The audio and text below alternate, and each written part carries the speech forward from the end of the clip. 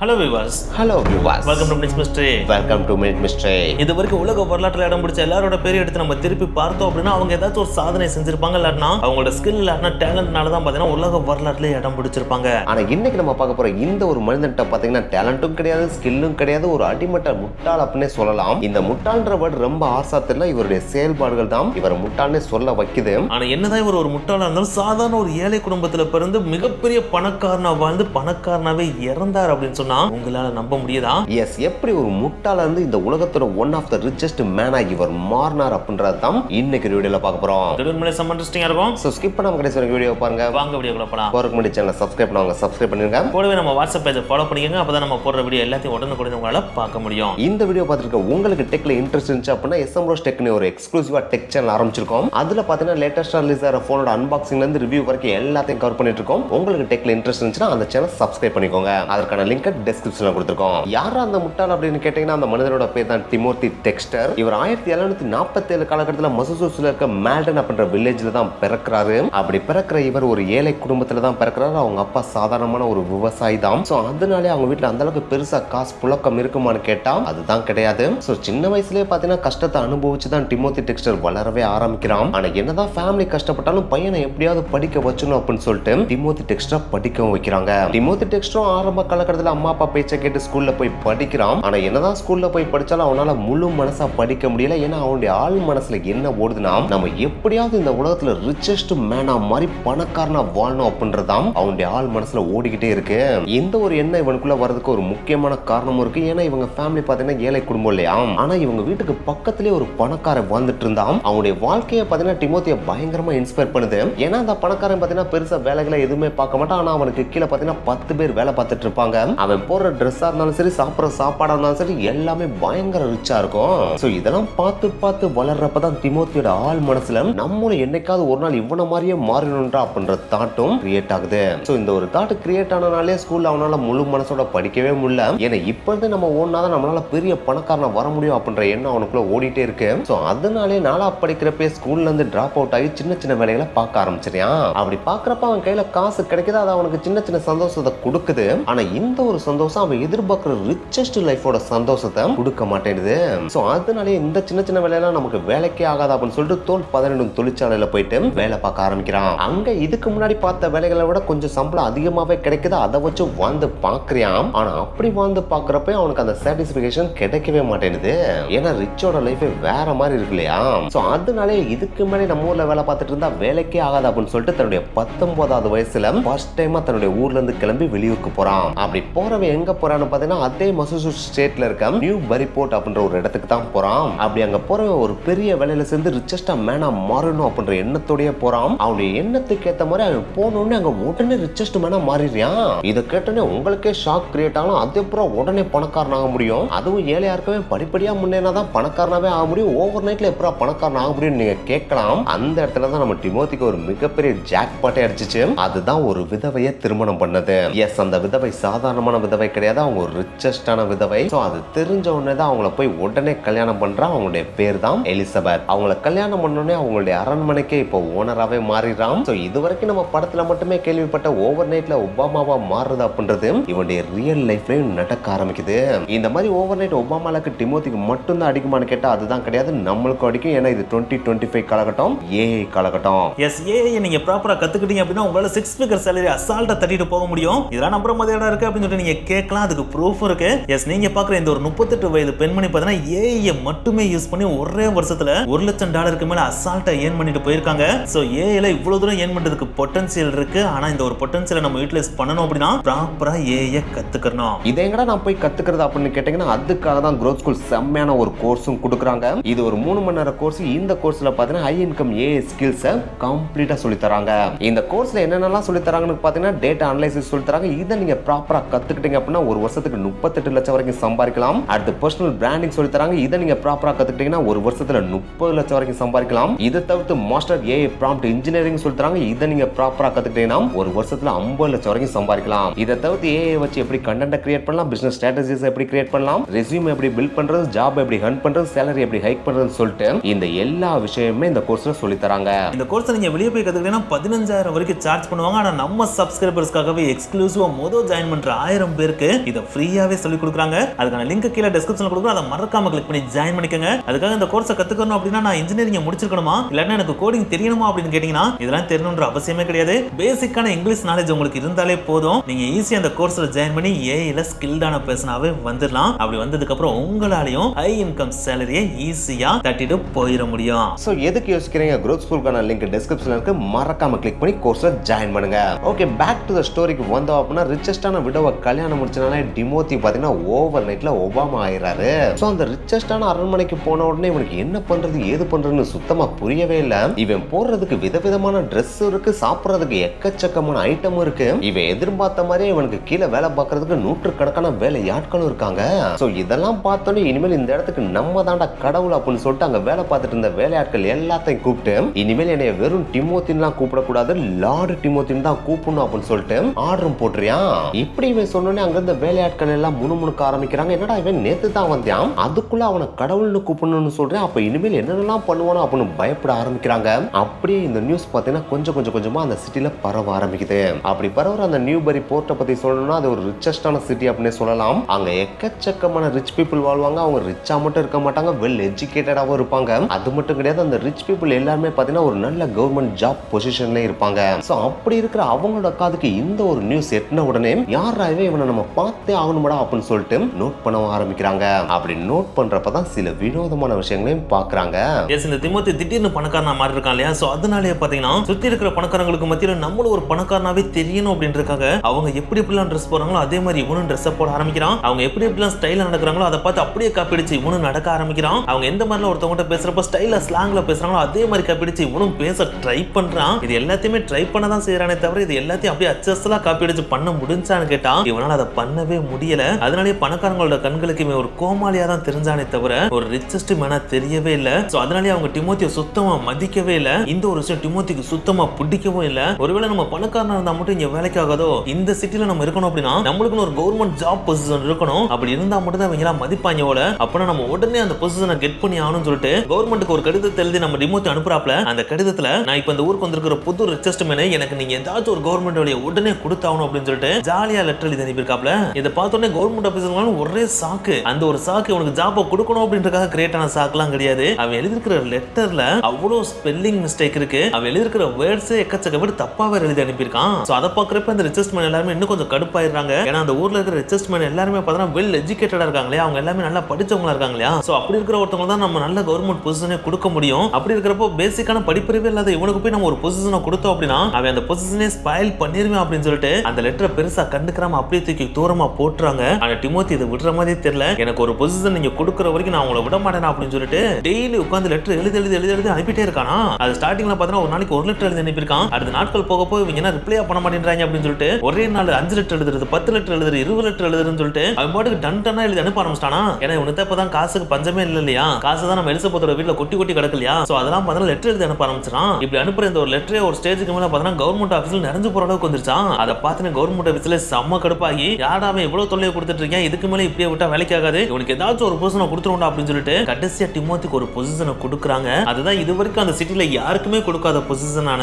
Informer of deer அப்படின்ற position. இந்த position வேற எதுவும் கிடையாது, நம்ம ஊர்ல தெரிஞ்சிட்டு இருக்கிற மான்கள் எல்லாம் நோட் பண்ணி அதோட நடவடிக்கைகள் என்ன மாதிரி இருக்கு, அது மக்களுக்கு அச்சுறுத்தலை கிரியேட் பண்ணுதா இல்ல அது வேலையை அதுதான் பாக்குதா அப்படின்றத கண்காணிச்சு கவர்மெண்ட்டுக்கு இன்ஃபார்ம் பண்ணிட்டே இருக்கணும். அதுதான் அந்த பொசிஷனோட ஒரே வேலை. இந்த ஒரு வேலையை தான் டிமோத்திக்கு கொடுக்குறாங்க. இதுக்கு முன்னாடி வரைக்கும் இந்த வேலையை யாருக்கும் கொடுத்ததும் கிடையாது, இதுக்கப்புறமும் கவர்மெண்ட் கொடுக்க போறதும் கிடையாது. ஏன்னா அந்த சிட்டில மானே சுத்தமா கிடையவே கிடையாதான். சோ அப்படி இருக்கிறப்ப எதுக்குள்ள இந்த வேலையை டிமோத்திக்கு கொடுத்தாங்க அப்படின்னு சொல்லிட்டு நீங்க கேட்கலாம். இதுக்கும் ஒரு காரணம் இருக்கு. ஏன்னா டிமோத்தி ஆல்ரெடி படிப்பறிவு இல்லாத ஒருத்தர் இல்லையா? அவரை கலாய்க்கணும்ன்ற ஒரே நோக்கத்தோட தான் இந்த ஒரு பொசிஷன் அவருக்கு கொடுக்குறாங்க. ஆனா எனக்கு இவங்க கலாய்க்கணும்ன்ற நோக்கத்தோட அதை கொடுத்தாலும் டிமோத்திக்கு இப்போ ஒரு செம்மையான எக்ஸைட்மெண்ட் கிரியேட் ஆயிடுச்சு. அவருக்கு இப்போ கவர்மெண்ட் பொசிஷன் கிடைச்சிருச்சு இல்லையா? சோ அதனாலே அந்த ஒரு வேலையை செம்மையா செஞ்சு இங்க இருக்கிற ரிச்சஸ்ட் மேன் எல்லாரோட மூஞ்சில சாணி அடிக்கணும்டா அப்படின்னு சொல்லிட்டு இந்த வேலை கிடைச்ச உடனே ஒரு நோட்டையும் பேனாவையும் தூக்கிட்டு அந்த சிட்டில ரோடாவும் காடு காடாவும் அலைய ஆரம்பிச்சிட்டாப்லையா. அப்படி அலைஞ்சு எங்கெல்லாம் மாண்டிருக்கு என்னெல்லாம் பண்ணுதுன்னு சொல்லிட்டு அவரா எழுத ஆரம்பிச்சிட்டாப்லையா. இந்த மாதிரி ஒரு நோட்டையும் பேனாவையும் தூக்கிட்டு தரத பார்த்து அங்க இருக்கிற ரிச்சஸ்ட் மேன் எல்லாம் ஒரு மாதிரி காமெடியா சிரிக்க ஆரம்பிச்சாங்க. ஆனா அப்படி சிரிச்சு அவங்க எல்லாருக்கும் பதிலடி கொடுக்குற மாதிரி அடுத்த ஒரே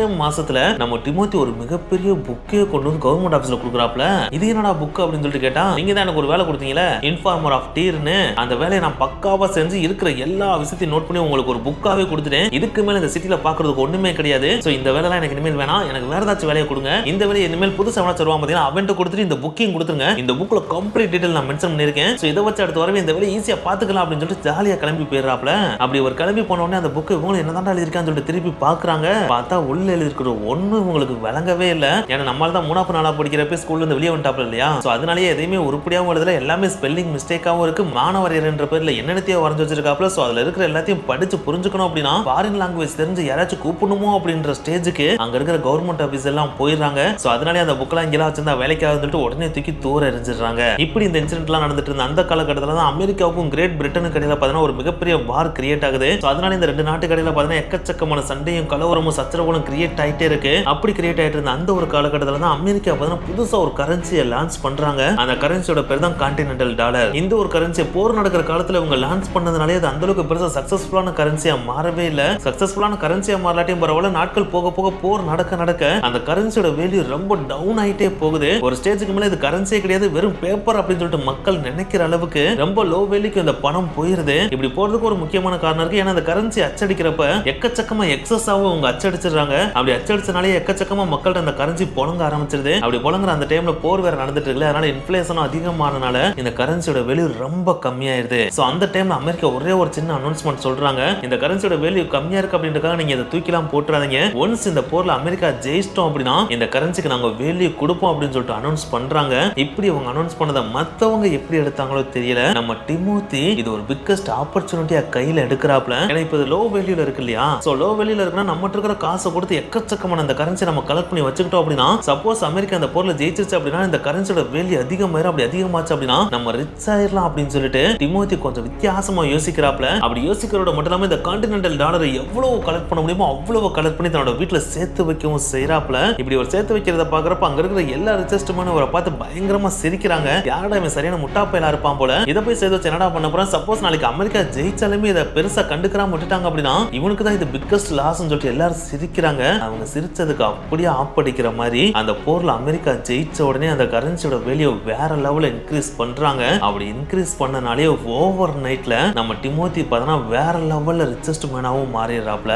இது டிமோத்திக்கு செகண்ட் பிக்கஸ்ட் ஜாக் பாட்டாவும் அமையுது. ஏன்னா ஆல்ரெடி ஏழையா இருந்து எலிசபெத்தை கல்யாணம் முடிச்சு ரிச்சஸ்ட் மேனா மாறினாப்ல. அதுக்கடுத்து இப்ப எக்கச்சக்கமான கரன்சியை சேர்த்து வச்சு அதை விட டபுள் மடங்கு ரிச்சஸ்ட் மேனா இப்ப மாறிட்டாப்ல இல்லையா. சோ இதை பார்த்த உடனே அங்க இருந்த எல்லா ரிச்சஸ்ட் மேனுக்குமே ஒரு விதமான ஜெலஸ் கிரியேட் ஆக ஆரம்பிச்சிருது. ஏன்னா இப்போதைக்கு இருக்கிற வேல்யூ இப்படி பார்த்தா அங்க இருக்கிற ரிச்சஸ்ட் மேன்ல ஒரு பிக்கஸ்ட் ரிச்சஸ்ட் மேனாவே நம்ம டிமோத்தி மாறிடுறாப்ல. இப்படி மாறினதுக்கு அப்புறம் டிமோத்திக்கு மதிப்பு கொடுக்காம இருந்தா நல்லா இருக்காதுன்னு சொல்லிட்டு சில ரிச்சஸ்ட் மேனும் மதிப்பு கொடுக்க ஆரம்பிக்கிறாங்க. ஆனா என்னத்தை தான் சில ரிச்சஸ்ட் மேன் இவருக்கு மதிப்பு கொடுத்தாலும் இவரோட செயல்பாடுகளை பாக்குறப்ப எக்கச்சக்கமான ரிச்சஸ்ட் மேனு இவனுக்குலாம் போய் யாரா மதிப்பு கொடுக்கணும்னு சொல்லிட்டு ஏளனமா சிரிச்சுட்டு தான் போனாங்க. அதுக்கும் ஒரு முக்கியமான காரணம் இருக்கு. ஏன்னா இப்ப நம்ம தலைவர் பார்த்தா ஓவர் நைட்ல வேற லெவல்ல ரிச்சஸ்ட் மேனா மாறிட்டாப்ல இல்லையா. சோ அதனால அந்த காசை வச்சு என்ன பண்றது ஏது பண்றது நம்ம ஆளுக்கு சுத்தமா தெரியவே இல்லை. அதுக்காகவே டே நைட்டா ரூம்குள்ள உட்காந்து திங்க் பண்ணி கடைசியா ஒரு ஐடியாவை கொண்டு வந்து நம்ம இருக்கிற காசை வச்சு ஒரு பெரிய அரண்மனை கட்டுவோம்னு சொல்லிட்டு முடிவு பண்றாப்ல. அப்படி பண்றதோட மட்டும் இல்லாம ஒரு பெரிய அரண்மனையும் கட்டுறாப்ல. அப்படி அரண்மனையை கட்டுறதோட நிப்பாட்டிட்டா நம்மள பெருசாலாம் பேச மாட்டாங்க, இதுல ஏதாச்சும் வித்தியாசமா செய்யணும் அப்படின்னு சொல்லிட்டு யோசிச்சு அந்த அரண்மனைக்கு முன்னாடியே கிட்டத்தட்ட 40 மரத்தால செய்யப்பட்ட சிற்பங்களை வைக்கிறாப்ல. அந்த 40 மரத்தால செய்யப்பட்ட சிற்பங்கள் வேற எதுவும் கிடையாது, அமெரிக்காவோட வரலாற்றுல இடம் பிடிச்ச முக்கியமான நபர்கள் இருப்பாங்க பாத்தீங்களா, அவங்களோட சிற்பங்களை தான் அவரோட அரண்மனைக்கு முன்னாடி மரத்தாலேயே செஞ்சு வைக்கிறாரு. அந்த 40 பேர்ல ஒன் ஆஃப் த மேனா இருக்குது நம்ம டிமோத்தி. சோ இதை பார்த்தோம்னா அந்த ஏரியால இருந்த எல்லா பணக்காரங்களுக்குமே செம்ம கடுப்பாயிருது. என்னடா இது, இதுல இருக்கிற மற்ற சிற்பங்கள் கூட அவங்க ஏதோ அமெரிக்காவுக்கு செஞ்சுட்டு இடம் பிடிச்சவங்க, ஆனா அந்த லிஸ்ட்ல நானும் இருக்கேன்னு சொல்லிட்டு இவன் தலையை அவர் இடையில வச்சுக்கிட்டான். இவன் அவ்வளவு பெரிய அப்பா டக்கரா, இவன்ட்ட காசு அளவுக்கு அதிகமா இருக்கனால இவன் எவ்வளவு தூரம் ஓவர் ஆடுறான், இவன் நம்ம ஏதாச்சும் ஒண்ணு பண்ணி இவன் இருக்கிற காசை ஃபுல்லா கீழே இறக்கி விட்டணும்னு சொல்லிட்டு அங்க இருக்கிற எல்லா பணக்காரங்களுமே ஒன்னா சேர்ந்து ஒரு திட்டத்தை போடுறாங்க. அப்படி திட்டத்தை போட்டு டிமோத்திய அந்த வலைக்குள்ள உழுகவும் வைக்கிறாங்க. அதுதான் இவன்ட்ட அறிவும் கிடையாது ஒண்ணும் கிடையாது, சும்மா ஃப்ளூக்ல தான் பணக்காரனா வாழ்ந்துட்டு இருக்கான். சோ இவன்ட்ட ஏதாவது முட்டாள்தனமா ஐடியா கொடுத்து அதுல காசை இன்வெஸ்ட் பண்ண சொல்லி அவனை லாஸ் பண்ண வச்சிட்டோம் அப்படின்னா இவன் கண்டிப்பா கீழே போயிருவான். அப்படி கீழே போனதுக்கு அப்புறம் இவனுடைய ஆட்டம் கம்ப்ளீட்டா ஸ்டாப் ஆயிரும் அப்படின்னு சொல்லிட்டு டிமோத்திட்ட போய் ஒரு ஐடியாவை சொல்றாங்க. அதுதான் ஏன் நீ எக்ஸ்போர்ட் பிசினஸ் பண்ணக்கூடாது, நம்ம ஊர்ல தான் வார்மிங் பேண்ட்ஸ் செம்ம ஃபேமஸா இருக்கு இல்லையா. இந்த வார்மிங் பேண்ட்ஸ்ன்றது வேற எதுவும் கிடையாது, அந்த காலகட்டத்தில் கரண்டி மாதிரியான ஒரு அமைப்பு இருக்கும். இந்த கரண்டில பாத்தீங்கன்னா கங்குங்கெல்லாம் போட்டு பெட்டு கடியில வச்சிருவாங்க. அப்படி வச்சுட்டாங்க அப்படின்னா குளிர் பிரதேசத்துல நைட்டு தூங்குறப்ப கதகதப்பா இருக்கும் இல்லையா, அதுக்கு தான் இந்த வார்மிங் பேண்ட்ஸ் ரொம்ப யூஸ் ஆகும். இந்த வார்மிங் பேண்ட்ஸ் பாத்தீங்கன்னா மசூசுல ரொம்ப ஃபேமஸாக எக்கச்சக்கமான இடத்துல மேனுஃபேக்சரும் பண்ணுவாங்க. அது குளிர் காலத்துல அவங்களுக்கு யூஸ் ஆகவும் செய்யும். அப்படி இருக்கிறப்ப இது ஒரு யூஸ்ஃபுல்லான ப்ராடக்ட் தான். இதை ஏற்றுமதி செஞ்சா கண்டிப்பா சக்சஸ்ஃபுல்லாவும் ஆகும். ஆனா இதை எங்க ஏற்றுமதி செய்யணும்ன்ற ஒரு விஷயம் இருக்கு இல்லையா, இத குளிர் பிரதேசத்துக்கு ஏற்றுமதி செஞ்சா கண்டிப்பா சக்சஸ் ஆகும். ஆனா அதே இது கரீபியன் தீவுகளுக்கு ஏற்றுமதி செஞ்சா சக்சஸ் ஆகுமா என்ன? ஏன்னா கரீபியன் தீவுகளே பாத்தீங்கன்னா கதகதன்னு கொதிச்சுட்டு இருக்கும். அப்படி இருக்கிறப்ப அங்க போயிட்டு வார்மிங் பேன்லாம் வித்தா சக்சஸ்ஃபுல் ஆகுமா என்ன? கண்டிப்பா ஆகாதுல. அந்த ஒரு ஐடியாவை தான் இப்ப ரிச்சஸ்ட் மேன் எல்லாரும் சேர்ந்து டிமோத்திட்ட சொல்றாங்க.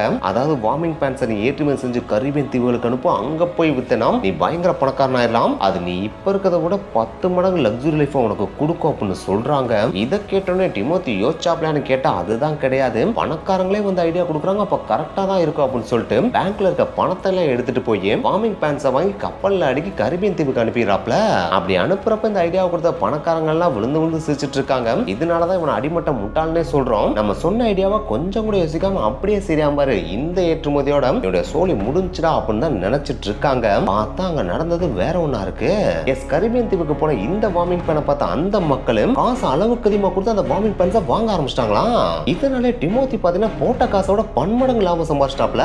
இதை பார்த்து ஐடியா கொடுத்த பணக்காரங்களால ஒண்ணுமே புரியல, இதேண்டா கரீபியன் தீவு மக்கள் அடிச்சு பிடிச்சு வாங்கிட்டு இருக்காங்க அப்படின்னு சொல்லிட்டு விசாரிச்சு பாக்குறாங்க. அப்படி விசாரிச்சு பாக்குறப்பதான் அவங்களுக்கே தெரியுது அவங்க இந்த கரண்டியை வாங்கி பெட்டுக்கல்ல வச்சு தூங்குறதுக்காக வாங்கவே இல்ல. அதற்கு மாற அந்த டைம்ல கரீபியன் தீவு மக்கள் கருப்பட்டையை காய்ச்சறதுக்கு பெரிய கரண்டி இல்லாம அவதிப்பட்டு இருந்திருக்காங்க. அந்த டைம்ல டிமோத்தி அனுப்பின இந்த கரண்டியை பார்த்தோன்னே ஆத்தாடி கருப்பட்டி காய்ச்சறதுக்கு சரியான கரண்டியா இருக்குடா அப்படின்னு சொல்லிட்டு போட்டி போட்டுட்டு வாங்க ஆரம்பிச்சிட்டாங்களாம்.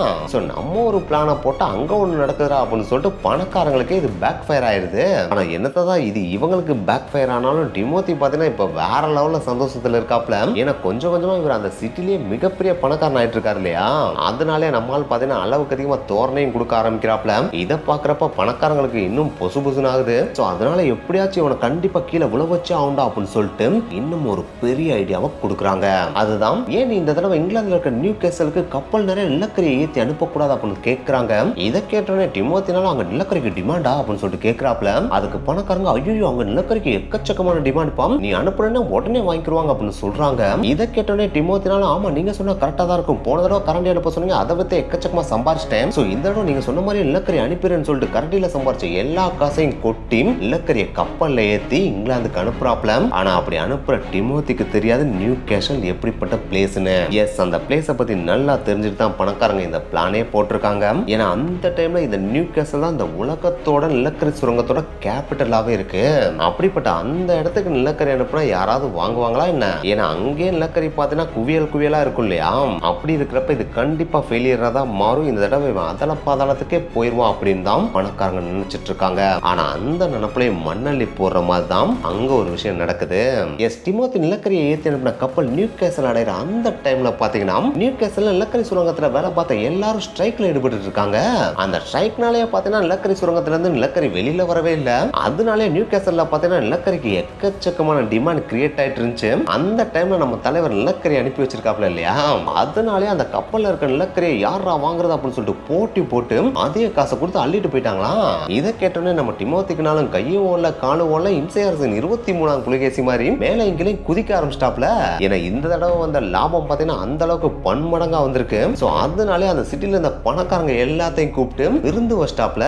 அந்த விருந்துக்கு வந்த பணக்காரங்களும் ஆத்தாடி இவனுக்கு மொச்சம் உச்சத்துல இருக்கா, ஆனா என்னதான் உச்சத்துல இருந்தாலும் இவனை எப்படியாச்சும் நம்ம ஃபால் பண்றோம் அப்படின்னு சொல்லிட்டு விருந்த சாப்பிட்டுக்கிட்டு இன்னொரு ஐடியாவும் போட ஆரம்பிக்கிறாங்க.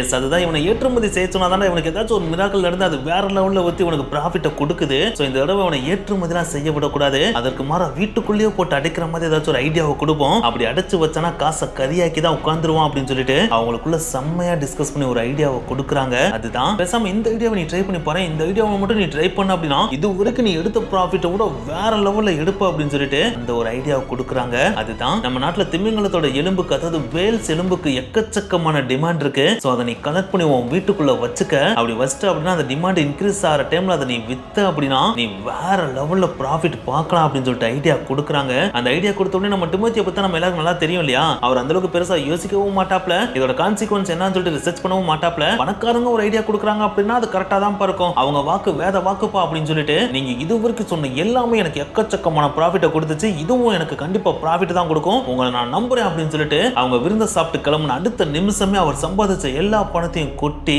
அமெரிக்கால எங்கெங்கெல்லாம் வேல்ஸோட எலும்பு கிடைக்குமோ அது எல்லாத்தையும் கலெக்ட் பண்ணிட்டு வர சொல்லி தன்னோட வீட்டோட பேஸ்மெண்ட் கடையில சேர்த்து வைக்கிறாப்ல. ஆனா அப்படி சேர்த்து வைக்கிற அவருக்கு அந்த டைம்ல தெரியாது, இவர் சேர்த்து வைக்கிறதுக்கு முன்னாடி வரைக்கும் தான் அந்த வேல்ஸோட எலும்புக்கு எக்கச்சக்கமான டிமாண்ட் இருந்துச்சு. ஆனா அந்த ஒரு டிமாண்ட் இப்ப கொஞ்சம் கொஞ்சமா கீழே இறங்கி இப்ப ரொம்ப டவுனுக்கு வந்துருச்சு. அந்த டைம்ல தான் டிமோத்தியை ஃபால் பண்ண வைக்கிறதுக்காக இந்த ஐடியாவை பணக்காரங்க கொடுத்திருக்காங்க. ஆனா அது தெரியாம நம்ம டிமோத்தி இருக்கிற காசு எல்லாத்தையும் கொட்டி எக்கச்சக்கமான வேல்ஸோட எலும்பை கலெக்ட் பண்ணிட்டு வந்து தன்னோட பேஸ்மெண்ட்ல சேர்த்து வைக்கிறாரு. அப்படி சேர்த்து வச்சதுக்கு அப்புறம் தான் அவருக்கே தெரிய வருது நம்ம நாட்டுல வேல்ஸோட எலும்புக்கு டிமாண்ட் இப்ப சுத்தமா கிடையவே கிடையாது அப்படின்றது. இருந்தாலும் பரவாயில்ல, பணக்காரங்க ஒரு விஷயத்த சொல்றாங்கன்னா அது கரெக்டா தான் இருக்கும். நம்ம பொறுமையா வெயிட் பண்ணுவோம்னு சொல்லிட்டு வெயிட் பண்ணிட்டே இருக்காப்ல. அப்படி வெயிட் பண்ணதோட பலனா மறுபடியும் ஒரு மிராக்கல் நடக்குது. என்னதான் அமெரிக்கால இந்த வேல்ஸோட எலும்புக்கு டிமாண்ட் இல்ல அப்படின்னாலும் பிரான்ஸ் நாடு இருக்கு பாத்தீங்களா, அந்த பிரான்ஸ் நாட்டுல திடீர்னு ஒரு ட்ரெண்ட் கிரியேட் ஆகுது. அது வேற எதுவும் கிடையாது, அங்க இருக்கிற ஆண்கள் இருக்காங்க பாத்தீங்களா, அவங்க இந்த வேல்ஸோட எலும்பு பதித்த ஆடைகளை போடுறத ஒரு ஃபேஷனாவே மாத்த ஆரம்பிக்கிறாங்க. அப்படி மாத்த ஆரம்பிச்சதுக்கு அப்புறம் வேல்ஸோட எலும்பு எங்கடா கிடைக்கும்னு சொல்லிட்டு எல்லாரும்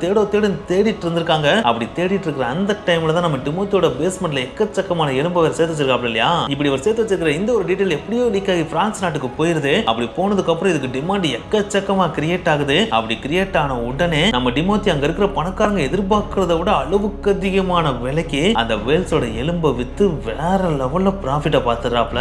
சோ இந்த ஒரு விஷயமும் இவர் எப்படியாச்சும் டவுன்ஃபால் பண்ண வச்சணும்னு நினைச்சிட்டு இருந்த பணக்காரங்களுக்கு மறுபடியும் பேக் ஃபயரா தான் வந்து முடியவே செய்யுது. சோ இதெல்லாம் பாக்குறப்ப அங்க இருந்த எல்லா பணக்காரங்களுக்குமே ரத்த கண்ணீரே வந்துருது. ஆத்தாடி, இவனுக்கு அதிர்ஷ்டம் உச்சத்துல இருக்கு, இவனுக்கு ஏதோ ஒரு விதத்துல லக்கு ஒர்க் அவுட் ஆயிட்டே இருக்கு. இதுக்கு மேலே நம்ம இவனுக்கு ஐடியாவே கொடுக்க வேணாம், நம்ம ஐடியா கொடுத்து தான் இவனை நம்ம வேற லெவல்ல பணக்காரன் ஆக்கிட்டு இருக்கோம். இனிமேல் இவன் வீட்டு பக்கமே தலை வச்சு படுக்க கூடாது. இவன் தான் சரியான முட்டாளாச்சரியா, இவனுக்கு நம்ம ஐடியா கொடுக்காம அப்படியே விட்டா கூட இவனே சொத்த லிஸ்ட் கீழே விழுந்துருவான். இதுக்கப்புறமாச்சும் நம்ம வாயை மூடிட்டு போயிருவோம்னு சொல்லிட்டு அதுக்கடுத்து பணக்காரங்க டிமோத்தி வீட்டு பக்கமும் வரலையா, டிமோத்திக்கு ஐடியாவும் கொடுக்கவே இல்லையா. இதை பாக்குறப்ப டிமோத்திக்குனால என்னடா இது வரைக்கும் நல்ல ஐடியா கொடுத்து நம்மள பணக்காரன் ஆக்கிட்டு இருந்தாங்க, இப்ப ஐடியாவும் கொடுக்க மாட்டேன்றாங்க. சரி விடு, நம்மளுக்கு தான் இப்ப எக்கச்சக்கமான ஐடியா கிடைச்சிருச்சு இல்லையா. சோ இனிமேல் நம்மளே ஒரு ஓன் ஐடியாவை கிரியேட் பண்ணுவோம் அப்படின்னு சொல்லிட்டு டிமோத்தி அவரோட மூளையை வச்சு என்ன யோசிக்க முடியுமோ அதை யோசிச்சு ஒரு ஐடியாவை கிரியேட் பண்றாப்ல. அதுதான் அந்த டைம்ல அமெரிக்கால பாத்தீங்கன்னா எக்கச்சக்கமான பூனைகள் நோய்வாய்ப்பட்டு இருந்திருக்கு. சோ அந்த நோய்வாய்ப்பட்ட பூனைகள்னால நோய் பரவுறதுக்கான வாய்ப்பு அதிகமா இருக்கு அப்படின்னு சொல்லிட்டு அந்த பூனைகளை கொல்லலாம் அப்படின்னு சொல்லிட்டு அமெரிக்கன் கவர்மெண்ட் முடிவு பண்றாங்க. அப்படி முடிவு பண்ற அந்த டைம்ல நம்ம டிமோத்தி எதுக்கு இதை போய் கொல்றாங்க, பேசாம இந்த கொல்ற எல்லா பூனையும் நம்ம விலைக்கு வாங்கிட்டு இதை கரிபியன் தீவுக்கு அனுப்பணும் அப்படின்னா அங்க இது விற்கிறதுக்கு வாய்ப்பு இருக்கு இல்லையா, அப்படி வித்த அப்படின்னா நம்ம லாபம் கிடைக்கிறதுக்கு வாய்ப்பு இருக்கு அப்படின்னு சொல்லிட்டு இவரா ஒரு மனக்கணக்கை போட்டுட்டு கரிபியன் தீவுக்கு அனுப்புனா அதை வாங்குவாங்கன்ற மூட நம்பிக்கையில தலைவர் ஜாலியா கொல்றதுக்கு வச்சிருந்த எல்லா பூனையும் மொத்தமா தூக்கிட்டு வந்துடுறாப்ல. அப்படி தூக்கிட்டு வரதோட மட்டும் இல்லாம முன்பின் அனுபவமே இல்லாம அங்க பூனை அனுப்புனா வாங்குவாங்களான்னு கூட தெரியாம யோசிக்காம அந்த எல்லா பூனையும் கப்பல்ல ஏத்தி கரிபியன் தீவுக்கும் அனுப்பி விடுறாப்ல. அப்படி இவர் அனுப்பி விடுற இந்த ஒரு விஷயத்தை பார்த்த அந்த பணக்காரங்க எல்லாருமே நல்ல வேலை நம்ம இந்த தடவை ஐடியா கொடுக்கல, ஐடியா கொடுக்காதனால இவனே ஒரு மிகப்பெரிய முட்டாள்தனத்தை பண்றியான், இந்த ஒரு முட்டாள்தனம் இவனுக்கு கண்டிப்பா லாஸை தான் கிரியேட் பண்ணும் அப்படின்னு நினைச்சிட்டு இருக்காங்க. பார்த்தா இந்த ஒரு முட்டாள்தனமான வேலையும் டிமோத்திக்கு ஒரு மிகப்பெரிய சக்சஸ் தான் கொடுக்குது.